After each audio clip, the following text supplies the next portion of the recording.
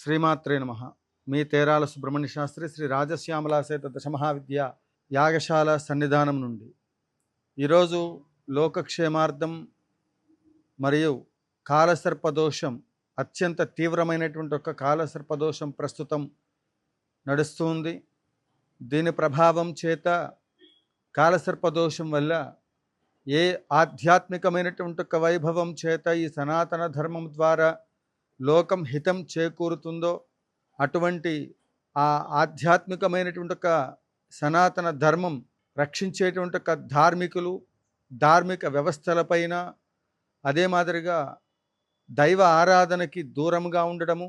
గురునిందలు చేయటము ఇత్యాది అన్నీ కూడా రాహు ప్రభావం వల్ల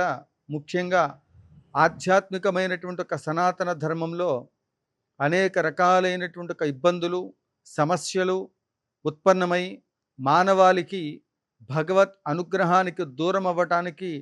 మన గొయ్యిని మనమే తవ్వుకున్నట్లుగా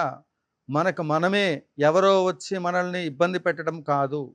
సనాతన ధర్మంలో ఆధ్యాత్మికమైన వ్యవస్థలో కాలసర్పదోషం అనేటువంటిది ఎవరి వ్యక్తిగతమైన జీవితంలో ఉన్నప్పటికీ కూడా దాని ప్రభావం అనేటువంటిది తీవ్ర స్థాయిలో ఉంటుంది.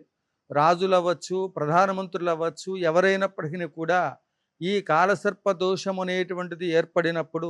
వాళ్ళకి బంధన యోగాలు అనేటువంటిది ఏర్పడే అవకాశం ఉంటుంది.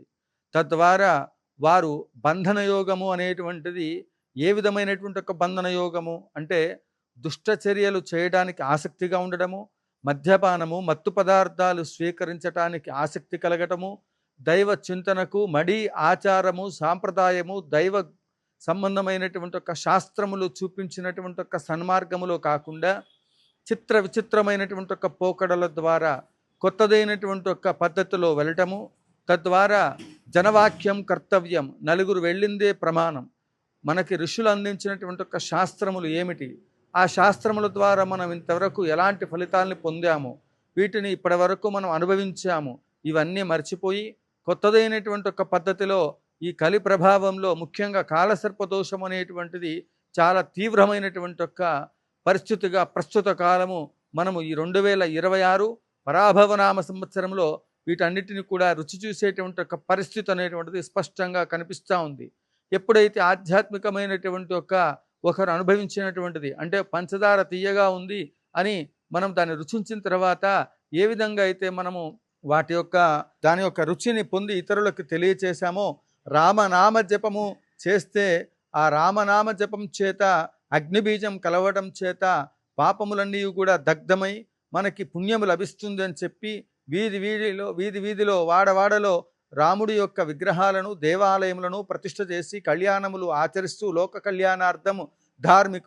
ధార్మిక వ్యవస్థలో ఉండబడేటువంటి ఒక పీఠాధిపతులు, మఠాధిపతులు అందరూ కూడా మరి ఒకరికొకరు వారి రంగాలలో, ఉదాహరణకి శరీరంలో ఉండబడేటువంటి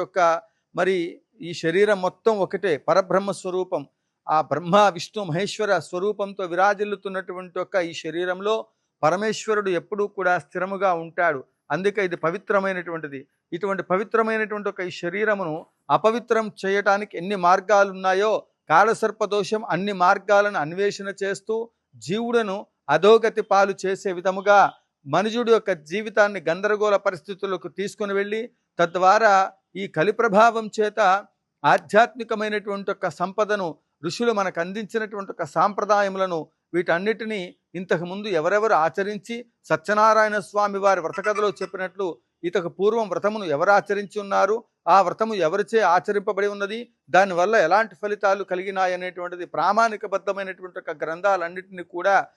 వాటన్నిటిని కూడా దూరము పెట్టేసి ఎవరి సాంప్రదాయాల్లో వాళ్ళ యొక్క నిష్ణాతులు వాళ్ళు ఇప్పటి వరకు కొనసాగిస్తున్నటువంటి ఒక సాంప్రదాయాలలో విభిన్నమైనటువంటి ఒక సమస్యలు రావటం అంటే ఈ శరీరం మొత్తం కూడా పవిత్రమైనటువంటిది. ఈ శరీరంలో భగవత్ అనుగ్రహం ఉండడం వల్ల, భగవత్ అనుగ్రహం పూర్వజన్మ సుకృత ఫలితం వల్ల ధార్మికమైన ఆధ్యాత్మికమైన కార్యక్రమాలు చేస్తూ ఉంటాం. ఇటువంటి క్రమంలో ఈ శరీరానికి సంబంధించిన దాంట్లో కన్నుకొక డాక్టరు, అదే మాదిరిగా గుండెకి సంబంధించి శరీరంలో ప్రతి అవయవానికి సంబంధించి ఒక్కొక్క స్పెషలిస్ట్ వైద్యులు ఎలా అయితే ఉన్నారో ఈ సనాతన ధర్మ పరిరక్షణకు ప్రతి ఒక్కళ్ళు కూడా ఆయా రంగాలలో ఆయా స్థానాలలో అత్యద్భుతంగా ఇన్ని సంవత్సరాల పాటు ఒక వారధిలాగా ప్రతి ఒక్కళ్ళు కూడా సనాతన ధర్మ పరిరక్షణ కొరకు ప్రతి ఒక్కళ్ళు కూడా కృషి చేస్తూ ఎందరో మహానుభావులు అందరికీ కూడా నమస్కరిస్తూ తద్వారా ఆ భగవత్ అనుగ్రహానికి ఋషులు మహర్షి అని ఎవరిని పిలువబడతారయ్యా అంటే ఉదాహరణకి ఒక జ్యోతిష శాస్త్రం ఉంది. ఆ జ్యోతిష శాస్త్రము ద్వారా మనకు ముఖ్యంగా రావలసినటువంటి ఒక పుణ్య ఫలితాలు భూత భవిష్యత్ వర్తమానములను తెలియచేయడం అనేటువంటిది జ్యోతిష శాస్త్రం ద్వారా ఇవాళ మనము కొన్ని విషయాలను 99% కాకపోయినప్పటికీ కూడా కనీసంలో కనీసం ఒక 50% వరకు కూడా మనం రీచ్ అయ్యే అవకాశం ఉంది. మహాత్ములు ఎందరో ఉన్నారు 100% చెప్పేటువంటి వాళ్ళు. ఇవి కూడా కలియుగంలో వాటి యొక్క ప్రభావం అనేటువంటిది తగ్గిపోతూ ఉంటుంది. ఇకపోతే శాస్త్రములకు సంబంధించిన దాంట్లో ఈ విధమైనటువంటి ఒక శరీరంలో పలు రకాలైనటువంటి ఒక వైద్యులు ఏ విధంగా అయితే ఉన్నారో దానికి సంబంధించిన ఔషధాలు ఎలా అయితే ఉన్నాయో ఆయా మఠాలు ఆయా పీఠాలు ధర్మము కలియుగంలో ఒంటికాలు పైన కుంటుకుంటూ నడవలసిన పరిస్థితి రాకుండా శంకర భగవత్పాదులు వారు ఆసేతు హిమాచలం వరకు 32 సంవత్సరాల కాలగమనంలో వారు పీఠాలను ఏర్పాటు చేసి చతురామ్నాయ పీఠాలను ఏర్పాటు చేసి కలియుగంలో ఈ విధమైనటువంటి ఒక పరిస్థితి రాకూడదు, ధర్మము ఒంటికాలు పైన కుంటుకుంటూ వెళ్ళటం కాదు, 4 పాదాలపైన నిలబడే విధముగా శ్రీచక్ర ప్రతిష్టాపనలు ఆధ్యాత్మికమైనటువంటి ఒక ఎన్నో శక్తివంతమైనటువంటి ఒక క్షేత్రాలను వారు వాటన్నిటిని కూడా ప్రతిష్ఠ చేసి ధర్మ సంరక్షణార్థం ఆ మఠాధిపతుల్ని పీఠాధిపతుల్ని మనకు అందించి ఆ గమనంలో ఆ ధర్మ మార్గంలో మనందరినీ నడిపింప చేయటానికి వాళ్ళని మార్గదర్శకులుగా ఎన్నో నియమాలతో ఎంతో శ్రమతో నిరంతరము కూడా పీఠాలలో అర్చన చేయడం అంటే మనమేదో నోట్లో మాటలు మాట్లాడినట్టుగా కాదు. వేదముల ద్వారా శాస్త్రముల ద్వారా పురాణ వాంగ్మయముల ద్వారా మనకి ఏవేవైతే చెప్పబడి ఉన్నాయో ఆ ప్రకారంగా ఆ పీఠాలు మఠాలు వ్యవహారాలు అనేటువంటిది జరుగుతూ ఉన్నాయి. ఈ క్రమంలో ఈ ప్రస్తుత కాలంలో మనకుండబడేటువంటి ఒక సమస్య ఈ కలి వైపరీత్యం ద్వారా ఆ భగవద్భక్తిని తగ్గిస్తే కదా కలి ప్రభావము ఈ కాలసర్పదోషము మన మీద పడి మనల్ని ఇబ్బంది పెట్టి ఇప్పటికే ప్రతి ఒక్కరికి కూడా ఎంతమంది యూట్యూబ్ ఛానల్లో ఉన్నప్పటికీ కూడా ఎంతమంది ఆయా రంగాల్లో నిష్ణాతులైనటువంటి వాళ్ళు ఉపాసన పరులు ఎన్నో రకాలుగా మరి కార్యక్రమాలు చేస్తూ ఉన్నప్పటికీ కూడా ఈ విధమైనటువంటి ఒక పరిస్థితి వస్తూ ఉంది అంటే మనలో మనమే అనేక రకాలుగా ఈ ఆధ్యాత్మికమైన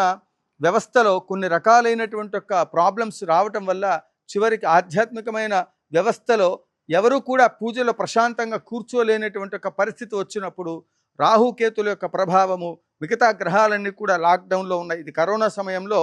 అధోముఖ కాలసర్పదోషము ఊర్ధ్వముఖ కాలసర్పదోషము ఈ విధంగా కొన్ని ప్రభావాల చేత ప్రకృతిలో వచ్చేటువంటి విపత్తుల గురించి ముందుగానే గమనించి ఇదే యాగశాలలో కోటిమోతకి యాగం నిర్వహించి ఇప్పటికి సహస్రాధికముగా యాగాలు నిర్వహించి తద్వారా స్వర్ణదేవాలయ నిర్మాణ మహాసంకల్పంలో అమ్మవారిని తీసుకొని వచ్చి ఈ ప్రజలందరికీ కూడా దేశంలో ఉండబడేటువంటి ఒక జీవకోటి మొత్తానికి కూడా యావత్ జీవకోటిని మొత్తాన్ని కూడా రక్షింప చేయడానికి ఆధ్యాత్మికమైన ఈ యొక్క ప్రస్తుత కాలసర్ప దోష నివారణకు సంబంధించి సహస్ర చండీ యాగాన్ని మహాసంకల్పం చేస్తుంది శ్రీదేవి శ్రీ విద్యాపీఠం. ఈ మహోత్తరమైన సంకల్పంలో సహస్ర చండీ యాగంలో ప్రతి ఒక్కళ్ళు కూడా మీ వంతు సహాయ సహకారములు అందించి లోకహితార్థమై కలి ప్రభావంలో నుండి బయటికి రావడానికి సహస్ర చండీ యాగము కలిలో చండీ వినాయకుడు హనుమంతుల వారు ఈ విధంగా మనం ఉపాసన చేసినట్లయితే కాలసర్ప దోషంలో నుండే కాకుండా ప్రకృతి వైపరీత్యాలలో నుండి ఇతరత్ర అన్ని రకాలైనటువంటి ఒక సమస్యల్లో నుండి మనం బయటికి రావడం జరుగుతుంది. కాబట్టి సహస్ర చండీ యాగమునకు సంబంధించి ఎవరైనా ఆసక్తి ఉన్నటువంటి వాళ్ళు పాల్గొనేటువంటి వాళ్ళు ఈ కార్యక్రమాలలో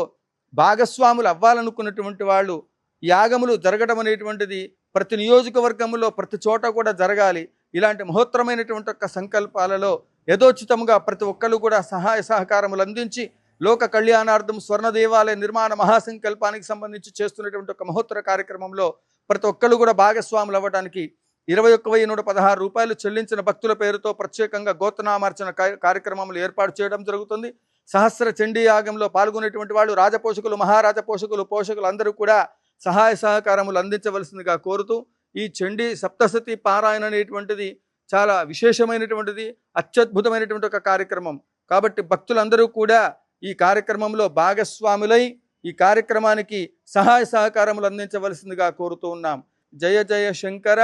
హర హర శంకర కాంచీ శంకర కామకోటి శంకర. నమశ్చండికాయే నమశ్చండికాయే నమశ్చండికాయే నమ.